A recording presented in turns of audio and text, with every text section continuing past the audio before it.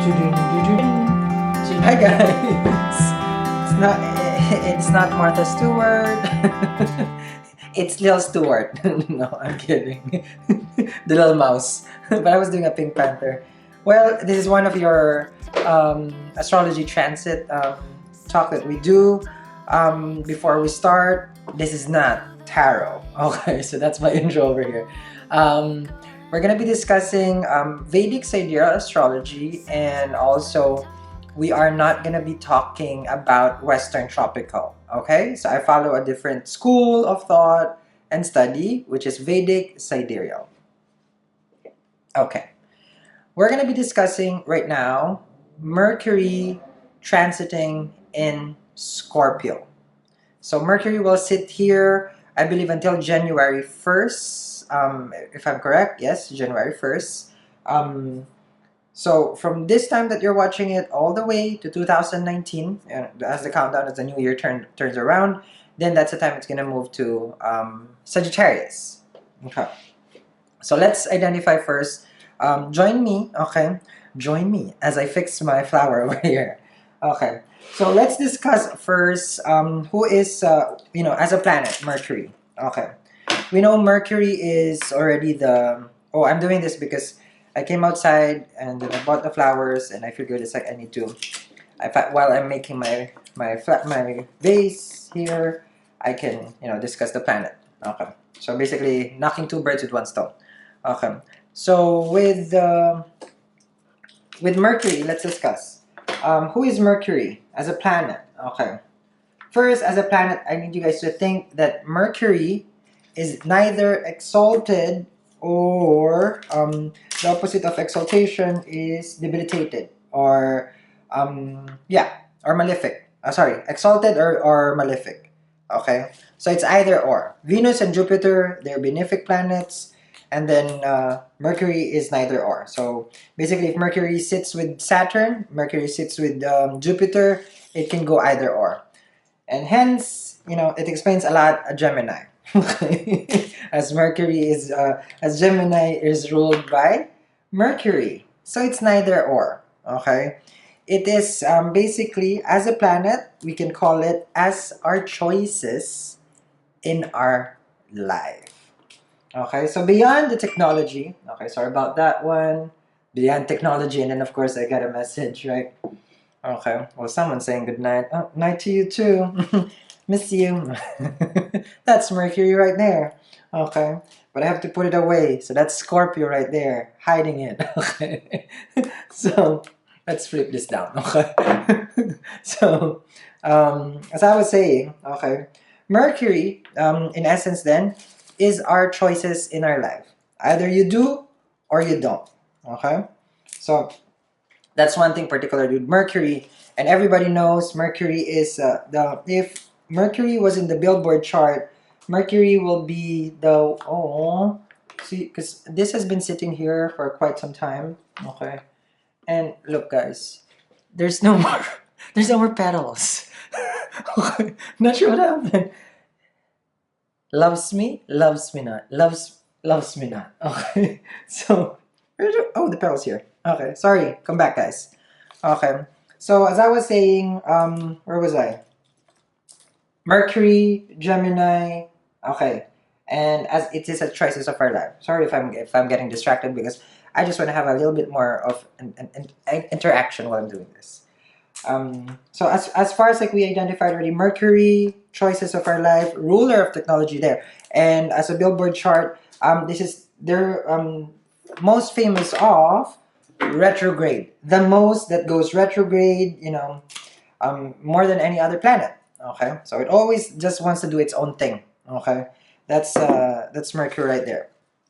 So as Mercury as either uh, exalted or debilitated, benefic or malefic. Okay, depending on if you have conjunct, if you have all these different stuff stellium. We're just basically focusing on the Scorpio. Okay, as a transit Scorpio.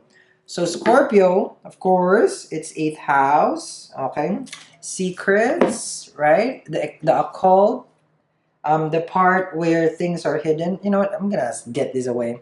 Okay, hidden things, like things that the light doesn't go into. The death part also, which is it is the eighth house. So those are the basic things that you will find as eighth house. This is also a soulful Kundalini experience as far as its intimacy is connected.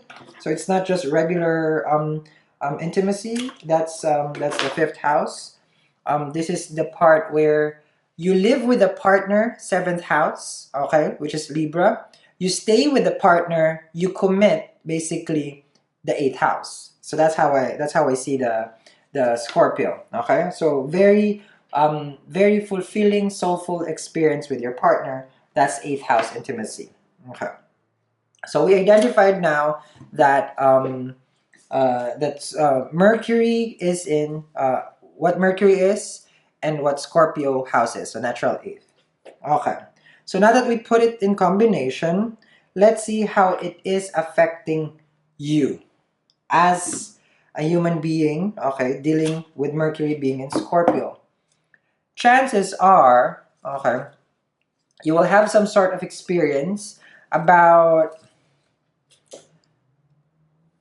communicating on, you're going to be more passionate with the way you communicate.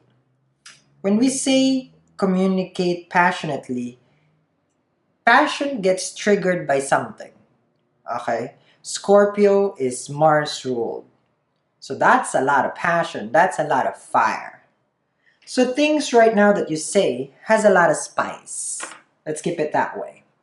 It's like all of a sudden you eat, you had, how do you call it? A sazon, if you're familiar with the seasoning, right? All of a sudden you're very hot Latina, spicy person with everybody that you're talking about, that you're talking to. All of a sudden, you're the number one person in telenovela. All of a sudden, you're Talia. Okay, so very famous for like spicy, hot. So this is what you're experiencing with communication wise. Okay, so let's break it down. Communication first, right? Now let's move it to the part of your choices, as we identified. Either you do or you don't. Mercury is your choices in life. So what are the choices that you've been making right now? I do or I don't. Okay. Now, I do or I don't, we're not going to go to the part where you should watch our Saturn in Purvashada, Saturn in Sun conjunct, okay? Because that's going to explain a lot also about choices. But the choices that you're making right now, it can be considered taboo. Something that you've never done before, which is 8th house. 8th house is taboo. So normally, you wouldn't go, normally, I wouldn't do this, right? I would be in my foyer, which I call my foyer. It's a living room. Okay, I imagine myself that I have a foyer. Okay, but this is something out of the ordinary for me. This is, breaking. For me, this is like it's not natural. So this is what I'm doing right now. It's a choice. Okay, I want to do it. I want to do it right now, and at the same time, doing it with passion because I love to do this. Okay, it really calms me. Okay, especially as far as like Mercury in Scorpio, a lot of things in Scorpio. The sun has left, of course, so that's good. But Jupiter is there. So a lot of energies that I'm working. Sorry, I'm digressing, but I'm just sharing, guys. It's like this is what I do. Okay. So my hot Latina flavor is basically I'm gonna put this later on, and I'm gonna put a rose here. Okay. These are my choices. Okay. And at the same time, when I'm expressing myself here, it soothes me down. Okay, now let's get back to Mercury in Scorpio. Okay, enough about Sal. Okay, so as far as like Mercury in Scorpio, you're making decisions that are not normal, not usual for you, but it gives you the thirst. It quenches your passion. Okay, the communication, the action of yes, it's very passionate. A lot of passionate experience probably that you're gonna be making in general. Okay. So that's what I'm experiencing right now. That's what I'm sharing with you guys. Now let's go down to the houses, guys. Let's go for the houses. Of course, we're gonna do this as a partnership houses, and then we'll do this randomly. Okay. So randomly, let's do, of course, as a Scorpio. Okay, because Mercury is in Scorpio. Seventh house is gonna be Taurus. Okay. Let's do the seventh house. So Scorpio rising. Okay? The Scorpio will be so much passionate about the person that they're dealing with. Okay? Very passionate with the choices that they're gonna make. Abrupt communication that you might give to this person, choices that you will usually not allow. This time you're allowing. Okay? You're gonna be you can be either very giving to the person or very obsessive to the person. You can either like because it's either you win it or lose it. Basically, you win it meaning you give it all or you don't give it all. Okay, that's what I'm seeing here. If you're a Scorpio rising to the partner, but this can be the partner doing this to you, of course, right? But I'm doing it from your first house. But if I do it from the Taurus rising, then it's the partner who's doing it. Okay. Now, let me see here. We're gonna move it. We're gonna move this to the fifth house. 1, 2, 3, 4, 5. Cancer rising. Okay. So if you're a Cancer rising, okay, the way that you're gonna be dating right now, the way that you're gonna be exploring, meeting people. Fifth house is romance, dating, progeny, creativity. Okay, a lot of things that you're putting into creativity involves your passion. You're going to be choosing, like, okay, well, I like to cook. Oh, but I'm not passionate about it. I like it. I'm passionate about playing the piano. Then I play the piano because the hobby basically is the cooking, but your passion is related to towards playing the piano. So that's your choice. That's where it's bringing to you. That's where you're being brought to. Okay, so that's what I'm seeing here. Now apply. That's for creativity. Apply that if you have kids. Okay, sorry, progeny. Okay, you have kids right now. Cancer rising. Your kids, okay, will show a lot of passion in their arts. Okay, they're gonna be doing something creative, and mom, dad, this is who I am, and embrace me. Okay, that's that one. Okay, now let's put it down to dating. Okay, Cancer rising, here comes dating. Okay, so now a Cancer rising will date. Let's see how the Cancer rising will date. Chances are the person that you're gonna be dealing with, it's either they choose you, wham bam, thank you, ma'am, they're gone. They're gone. It's a choice. If they choose to stay, more chances of winning, okay? Because then they're gonna go towards your seventh house. So it's a choice that they have to make, okay? If you become intimate, okay, as part as dating, you get to know them, 2 dates, 3 dates, 4 dates, okay? Then, considering the frequency already, it's either they choose to stay or they're just gonna choose to go. And that's it. That's a choice. They're gonna be their choice. Period. It's not gonna go to your seventh house of partnership. Okay? Now, let's see it in the perspective of if you have a sibling. Okay, 1, 2, 3. Virgo. Let's go for the Virgo. As Virgo, natural ruled by Mercury also. So as a Virgo rising, okay, and you're gonna be Scorpio third house, your communication, okay, to people. So how are you communicating right now, or how are people communicating towards you for the Virgo rising? A lot of secrets, a lot of gossip. Okay, people are gonna be talking, and then the gossips are the communication that you're receiving. It's almost like they're gonna tell you just like, "Girl, I never see you wear that skirt. Why you all of a sudden revealing yourself?" That's what they're gonna, because there's a lot of spiciness in the communication, and it will trigger you. Either you smack this person because, girl, I'm always like this, okay, and I'm always hot. So what you telling me that I'm only hot today, okay? So either you go against this person or you don't go against this person. Either you guys have fun in the communication or you will not be having fun in the communication. Because remember, it can trigger you instantly. Virgo rising. Okay, it can trigger you instantly. You react, bam. You can get out in a fight, and this can be because Scorpio is eighth house secrets. One of your friends is just gonna tell your deepest, darkest secret to other people. This is also like those pictures that you send out. Remember, those last forever. May come out. Jupiter is there also.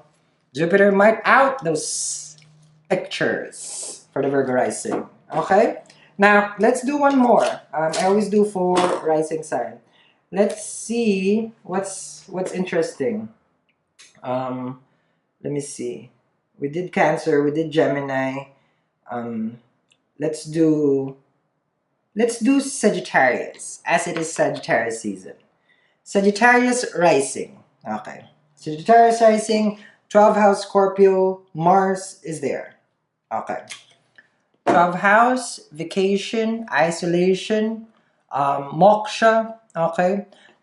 This is the part where you enjoy. This is also the losing part also. Meaning this is the end of the zodiac for you. This is your 12th house. It's in the 12. It's in the Scorpio. So how does it work for the Sag rising? Okay, the way I'm seeing it here for the Sag rising. Okay, you might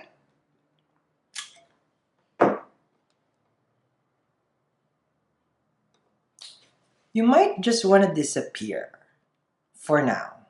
Like you might want to isolate yourself. Like you know how as a Scorpio would be. Okay, as a Scorpio would be. How do I say this? Scorpios are like, they like to crumble themselves into tiny holes, You're normally out there. But considering Saturn, I'm looking at it, Saturn is in Sag, okay, also. You might want to restrict yourself from going out from the usual Sag rising. Like, you like to go out, you like to go on vacation and stuff like that. But lately, you probably will not.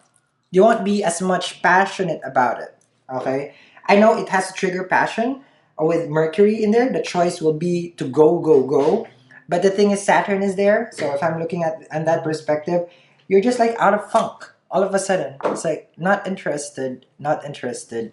You might not even interested to even, as a natural eighth house, not even interested to do it with your partner. Okay. So those are what I can see, guys, with Mercury being in Scorpios. Okay. Not what I'm not showing you guys is I have a little chocolate bar over here also because I like to make my chocolate at the same time. I'll do my little flowers over here if you guys can see it. Okay. So this is basically over with what I'm doing here for tonight. I just wanted to share you guys some little bit of knowledge with Mercury being in Scorpio. I hope you guys find this helpful, and at the same time, we're gonna do more of these. Except me doing these flowers, but we're gonna be doing more of this astrology transit talk. But make sure to follow the other channel because we're just doing the intro here, and then soon in 2019, where I'll be moving the astrology to cosmetology, which is the link down there. Okay, guys. So thank you very much, guys, for watching for Mercury being in Scorpio. I'll see you guys again, and I'll see you at cosmetology. Bye.